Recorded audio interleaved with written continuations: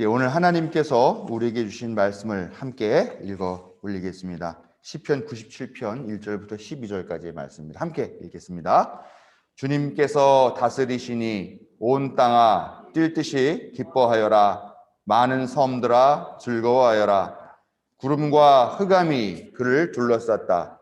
정의와 공평이 그 왕좌의 기초다. 불이 그 앞에서 나와서 애워싼 대적을 불사른다.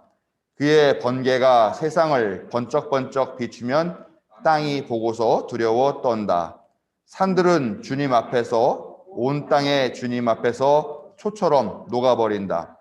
하늘은 그의 의로우심을 선포하고 만 백성은 그의 영광을 본다. 조각된 신상을 섬기는 자는 누구나 수치를 당할 것이며 헛된 우상을 자랑하는 자들도 부끄러움을 당할 것이다. 모든 신들아 주님 앞에 엎드려라. 주님이 공의로우심을 시온이 듣고 즐거워하며 유다의 딸들이 기뻐 외칩니다. 주님은 온 땅을 다스리는 가장 높으신 분이시고 어느 신들보다 더 높으신 분이십니다. 주님을 사랑하는 사람들아, 너희는 악을 미워하여라. 주님은 그의 성도를 지켜주시며 악인들의 손에서 건져주신다. 빛은 의인에게 비치며 마음이 정직한 사람에게는 즐거움이 샘처럼 솟을 것이다. 의인들아 주님을 기뻐하여라. 주님의 거룩하신 이름에 감사를 드려라. 아멘. 부활의 기쁨과 더불어 부활을 상속받은 자녀의 품격을 누리고 또 그에 맞는 사명의 무게를 깨닫고 그럼에도 기쁨으로 받아들이는 사랑하는 성도 여러분들에게 하나님의 크신 사랑과 자비가 함께 하시기를 성어버이 성자 성령의 이름으로 축원드립니다. 예, 오늘 우리가 읽은 시는 하나님께서 우리에게 나타나실 때 그때를 기대하면서 환상 형식으로 시를 축하하고 또 노래하는 그런 시입니다. 이게 보통 유식하게 신의 현현이라고 이야기를 하죠. 현현. 하나님께서 우리에게 나타나시는 그런 것. 하나님께서 우리에게 나타나시는 그런 것들을 묘사하는 비유는 종종 천둥과 번개, 그다음에 구름이 자욱한 그런 모습으로 설명이 됩니다. 예를 들면 시내산에서도 구름이 끼고 뭐 불꽃이 막 일어나고 하는 그런 모습으로 설명이 되죠. 하나님께서 그 모습을 만천하에 드러내실 때에 그 백성들은 하나님이 오시면 이렇게 되겠구나라고 많은 기대를 하게 되죠. 그 중에서 가장 중요한 것은 하나님께서 이 세상을 통치하시는 그런 하나님의 통치가 확립되겠구나라는 그런 기대, 그것이 가장 중요하고 크다라는 것이죠. 그때 하나님의 백성들을 억압하는 적들은 무너지고 쫓겨나고 그 백성들이 회복될 것이다라고 하는 그런 기대를 갖고 있는 것이 오늘 시에 나와 있는 내용입니다. 이 시에서 우리가 특히 주목해야 할 것은 바로 2절 정의와 공평이 그 왕좌의 기초다라고 하는 구절입니다. 여러분들 요즘 뭐 뉴스를 보시면 많이 보시겠지만 미얀마의 상황이 점점 더 심각해지고 있죠. 지난 2월부터 미얀마 사태가 시작이 됐습니다. 보는 마음이 우리가 정말 편치가 않죠. 미얀마는 군부의 세력이 너무 강해가지고 원래부터 군부에게는 독립적인 그런 권력을 아예 보장을 해줬다고 합니다. 헌법 자체에서. 그랬는데 이 군부가 이제는 정치 권력까지 가져야 되겠다는 욕심을 부려서 쿠데타를 일으켰죠.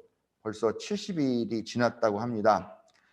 이들이 이미 국가 경제를 장악하고 있고 또 부와 명예 뭐 그런 것들을 다 꽉 장악하고 있는데 이제 권력까지 독차지하겠다고 모든 걸 다 갖겠다고 사람을 무슨 파리 목숨 같이 그렇게 죽이고 있는 현실을 우리가 목도하고 있습니다. 우리 한국도 이미 벌써 한 40년이 됐나요? 광주민중항쟁 떠올리게 되는데 이런 시민의 투쟁 와중에 최소 사망 인원이 726명이라고 하고요. 그중에 어린이가 48명이라고 합니다. 또 고무탄을 맞아서 실명한 한 살 아기도 있다고 그렇게 이야기하고 있습니다. 아웅산 수치 국가 고문은 체포돼서 지금 어디에 있는지도 모른다고 그렇게 나오고 있고요. 또 목류화의 판다라고 불리는 목류화라는 지역에 있는 저항의 상징인 청년이 있습니다. 청년 리더 이름이 웨이 모 나잉이라고 하는데 이 사람이 동료들과 같이 오토바이를 타고 가면서 막 시위를 하고 있었었는데 저쪽에서 갑자기 민간인 차량이 한다가 이렇게 달려오더니 갑자기 그 일행을 들이받았습니다. 그 차로. 그래서 알고 봤더니 그건 민간인 차가 아니라 군인들이 민간인 차량을 이용해 가지고 체포하려고 작전을 벌였던 거고 그렇게 해서 그 웨이모 나잉이 끌려가서 체포됐는데 최근에 공개된 모습을 보니까 고문과 구타를 당한 것 같은 그런 모습이다라고 그래서 지금 우려가 더 깊어지고 있는 상황입니다. 뭐 군인들이라고 그렇게 좋겠습니까? 따지고 보면 자기의 이웃이고 친구이고 동료들인데 그 사람들에게 총질하는 게 좋지 않으니까 탈영하는 군인들이 점점 늘고 있다고 그래요. 그러니까 이 군부에서는 탈영하지 못하도록 그 가족들을 감시하고 가족들을 볼모로 잡고 하는 그런 일도 벌어지고 있다고 합니다.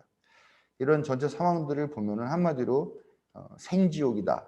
이 지옥도 이런 지옥이 없겠다라는 생각들을 많이 하게 됩니다. 근데 이런 상황이 지금 벌어지고 있는데 전 세계 연합이라고 하는 유엔의 대응은 미지근하죠. 왜 그러냐 했더니 이제 중국과 러시아가 미얀마에 대한 대응에 대해서 반대하고 있다. 그렇게 이야기를 하죠. 참 화가 나는 일이죠. 지금 사람이 그렇게 죽어가고 있는데 중국과 러시아 왜 그럴까 하는 생각이 듭니다.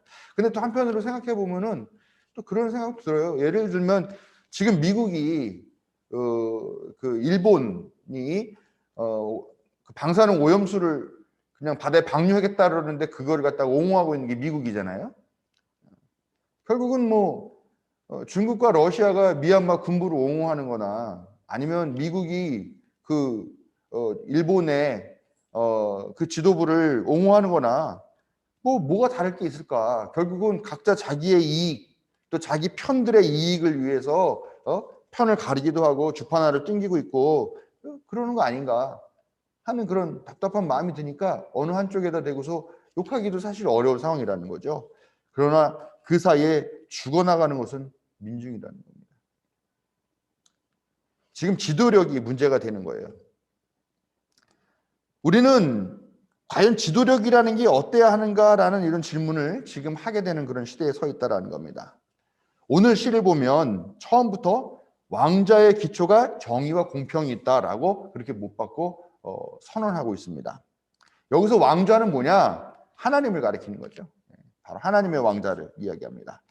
하나님께서 통치하시는 나라는 정의와 공평의 나라이다. 그런 나라를 기대한다. 또 그런 나라이어야 한다라고 하는 것이 이 시에 담겨있는 정신입니다.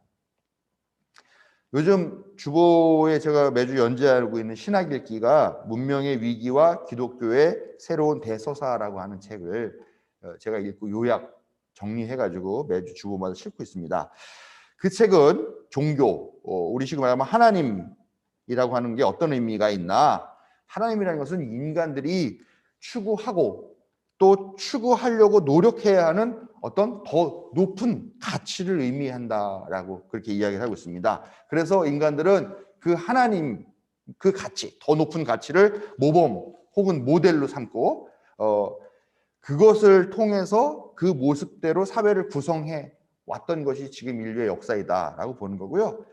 그렇게 해서 만들어진 이 사회가 지금 그런 어떤 종교적인 모범, 뭐 그 책에서는 뭐 플라톤의 이상, 뭐 이데아, 뭐 이런 걸로 설명을 하고 있는데 바로 그렇게 하나님께서 만드시는 세계는 이런 세계일 것이다라고 하는 그런 모델과 상상들을 가지고 우리도 그런 사회로 나아가기 위해서 한 걸음 한 걸음 옮긴 게 지금까지 인간의 역사다라고 하는 이야기죠. 아직 완전하게 도달하지는 못하였습니다만, 즉 인간이 간절하게 목말라하고 갈망하고 있고 또 고대하고 있는 그런 지도력, 왕좌, 통치의 기초는 뭐냐라고 한다면 그것은 바로 정의와 평등이라는 것이 오늘 말씀을 통해서 또 이 책에서 우리에게 이야기를 해주고 있다는 겁니다.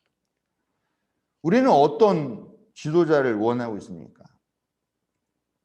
미얀마 군부의 그 총사령관 같은 그런 지도자를 우리가 원하고 있습니까? 만약에 그런 사람이 그런 권력을 잡고 있다면 우리는 과연 그를 따르면서 순종할까요? 우리는 또 어떤 하나님을 원하고 있습니까?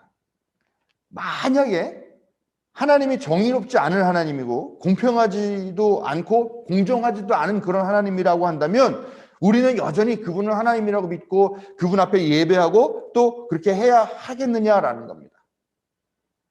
우리가 생각하고 있는 하나님 나라라고 하는 것이 어떤 특정한 사람들에게는 아주 행복하고 좋은 그런 나라이지만 어떤 사람에게는 아주 불공평하고 부정한 부당한 그런 하나님 나라라고 한다면 과연 우리는 그런 나라를 기다리고 그런 나라를 만들려고 하는 마음이 들겠느냐라는 것입니다. 사실 우리는 하나님이 결코 그렇게 불의하고 불공정하신 분이라는 상상을 할 수가 없어요. 왜냐하면 하나님이라고 하는 이름 그 자체가 이미 정의와 공평이라는 의미를 담고 있는 그런 상징적인 이름이기 때문이라는 거죠. 불의한 왕, 공평하지 못한 신,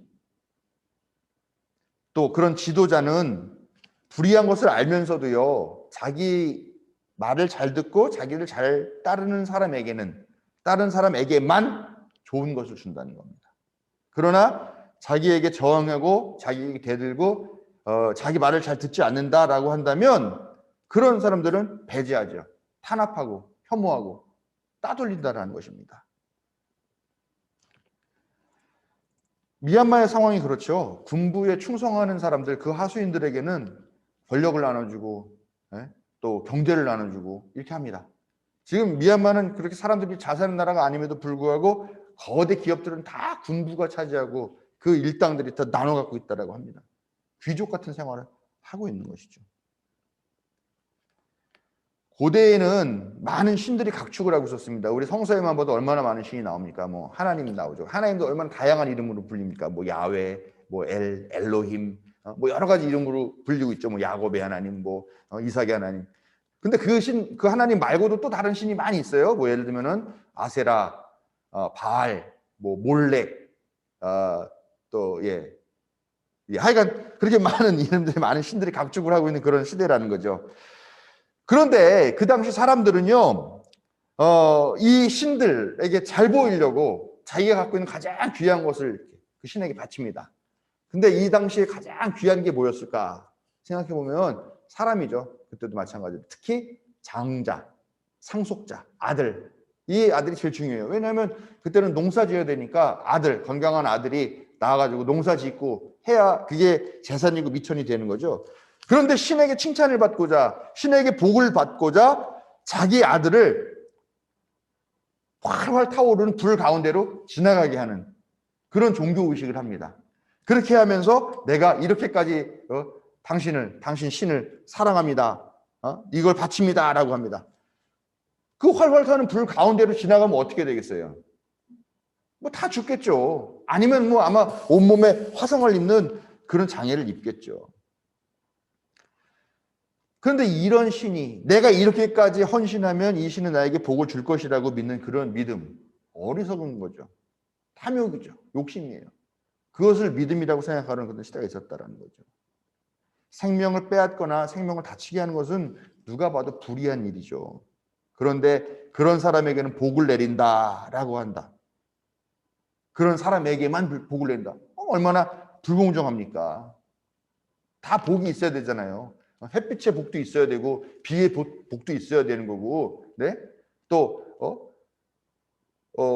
뭐 때로는 우박도 내려야 되고 하는 그런 다양한 복들이 있는데 마치 그런 것들을 특별하게 헌신한 사람들에게만 준다라고 하는 그런 것. 근데 그 오늘 시는요 그런 행위를 뭐라고 얘기하냐면은 우상 숭배라고, 그런 것들을 우상이라고 분명하게 이야기하고 있습니다. 그리고 성서는 수많은 구절들을 통해서 그런 방식으로 우상 숭배를 하는 것을 가증스럽다, 간음하는 것이다라고 그렇게 비판적으로 선언하고 있다라는 것이죠. 그리고 우상 숭배의 결과는 뭐냐? 패망이다라고 분명하게 이야기를 하고 있습니다. 우리는 종종 거짓 신앙에 현혹이 됩니다. 하나님 말씀 잘 듣는 사람 복 받는다. 네, 맞죠? 뭐 틀리지 않겠죠?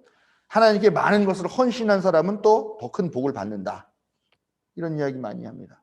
하나님께 많은 시간을 들여가지고 바쳐서 교회 와가지고 모든 예배 시간 빠지지 않고 또 뭐 전도 활동도 같이 나가고 하는 그런 공적인 봉사 하는 사람은 더 많이 복 받는다. 근데 과연 이 말이 맞을까 하는 생각을 한번 해봅니다. 불행히도 하나님의 이름으로 행해지는 많은 일들이 사실은 하나님과 관계가 없는 게 너무 많아요. 여러분, 내가 하나님께 아들을 바치고 싶은데 만약에 내가 아들이 없다 그러면 어떡합니까? 딸도 받아주시나요? 그래야 되나요? 내가 하나님께 많이 드리고 싶어요. 가진 것 근데 없어 별로. 다른 사람들이 드리는 거에 비하면 너무 초라한 것들밖에 드릴 게 없어요. 그런 사람도 있죠. 네? 말씀을 따라 율법을 따라 살고 싶지만 당장 오늘 하루하루가 목구멍이 포도청이니까 그렇게 하지 못하는 사람 많이 있습니다. 예를 들면 율법에서 안식일을 지켜라라고 이야기하죠. 근데 안식일 어떻게 지켜요?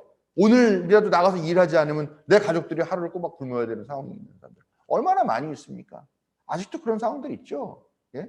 안식일을 기억해서 거룩하게 지켜라 좋죠. 근데 버스 운전하는 사람 없으면은 지하철 조종하는 사람 없으면 어떻게 교회에 옵니까? 예? 또 가고 싶어도 오늘도 어쩔 수 없이 직장에서 일을 해야 되는 사람들도 있을 것이고요. 근데 그런 사람들은 복을 못 받는 것뿐만 아니라 죄인이라고 치부를 하는 그런 가르침들을 교회에서 해왔다는 것이죠. 태생이나 출신이나 아니면 내가 갖고 있는 재산의 한계 때문에 마음껏 헌신하지 못하는 그런 사람들을 과연 하나님은 외면하시겠는가? 하나님은 그들은 복 주는 일에서 제외게 하시겠는가라는 것을 우리가 생각해 봐야 된다는 것이죠.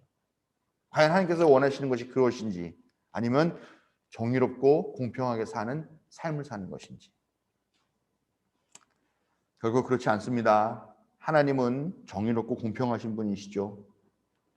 얼마나 자신에 대해서 충성하냐, 얼마나 많은 것을 갖다 바치느냐, 얼마나 많은 시간을 할애하느냐, 얼마나 자기 것을 포기하느냐 하는 것들이 아니라 얼마나 정의롭고 공평한 가치를 추구하면서 그런 삶을 살아내고 있느냐 하는 것이 중요한 것이고, 하나님은 그런 사람에게 은혜를 베푸신다는 것을 의심치 말고 믿으시기 바랍니다. 저는 미얀마 군부는 결국 망하게 될 거라고 생각합니다. 우리 인간의 시간으로 봤을 때는 그게 좀 길게 걸릴 수도 있을지도 모르겠습니다. 워낙 가진 것들이 많은 것들이니까 그것들 다 쏟아부으려면 쉽지 않은, 그리고 꽤 많은 사람들이 희생을 당하게 되는 그런 일이 되겠죠. 그렇지만 결국은 망하게 될 거예요. 왜냐? 그들은 탐욕을 따랐기 때문이죠. 탐욕, 그게 바로 우상 숭배죠. 돈과 권력을 향한 그 탐욕은 정의롭지도 않고 공평하지도 않아요. 그 사람들이 만드는 정의라는 게 뭡니까? 가진 자들만의 정의죠. 갖지 못한 사람들의 삶을 돌아보지 못하는 그런 정의예요. 자기가 가진 것을 적당하게 공정하게 분배할 줄 모르는 그런 정의예요. 당연히 자기들끼리만의 정의이고죠. 다른 사람들의 그 공평한 생각들을 하지 못하고 자기들끼리만 담합하는 그런 정의, 그런 공평. 그 결과는 패망일 수밖에 없습니다. 저는 미얀마와 더불어서 한국 사회를 보면 요즘 한숨이 나옵니다. 이번 선거에서 소위 개혁 진보 세력이라고 하는 당이 참패를 했습니다. 그래요. 뭐 욕먹어도 싼 일들이 많이 있죠. 그렇게 국민적인 열망을 담아가지고 그들을 선택해놨지만 결국 그들이 해왔던 것들을 보면은 별게 없어요. 또 국민들이 직접 피부로 느끼고 싶어하는 그런 변화들에 대해서는 관심을 제대로 기울이지 못했다라고 하는 것은 분명하죠. 그런데 새로 당선된 인물들을 보면 저는 더 한숨이 나와요. 그 사람 후보 나와서 뭐라 했습니까? 공시지가 너무 높아. 내릴 거야. 그래서 세금을 줄여야 돼. 그리고 왜 내 재산 내 마음대로 한다는데 왜 무슨 거래를 하는데 허가제를 해야 하고 또 개발을 못하게 해. 개발 추진해. 그리고 땅값 넉넉하게 받게 하고 내가 당신들 재산 불려줄게 라고 하는 그런 공약을 얘기했고 그런 공약으로 당선이 되었다라는 겁니다. 이게 뭐예요? 결국은 탐욕을 부추기는 거 아니에요. 탐욕을 부추겨서 당선이 된 거다라는 겁니다. 저는 이 사람들의 정의를 보면요, 어떤 거냐? 아, 부자들의 정의구나. 아, 다주택자의 정의구나. 아, 강남 3구에 사는 사람들의 정의구나라는 생각이 들어요. 모든 시민들을 위한 그런 정의? 그런 공평? 과연 그럴까요? 자기 집 없어가지고 집 하나 장만하겠다고 그렇게 하는데 이번이 기회야. 값 더 올려서 더 많이 벌고 더 많은 부자가 돼. 자, 부자가 되고 싶은 사람 나를 찍어줘. 참. 근데 사실 이 그림이요, 처음 보는 그림이 아니라는 거잖아요. 여러분 다 아시죠? 다 거짓말이에요. 그거는 제 회사가 아닙니다. 여러분들 집집마다 이제 요트 한 대씩 다 가질 수 있는 그런 시대가 나를 뽑으면 올 겁니다. 그렇게 탐욕을 부추기고, 예? 또 온 산하를 다 뒤집어 파가지고 하는 그런 건설 경기, 예? 건설사들 배불려주는 그런 일 했던 그 지도자 지금 어디가 있어요?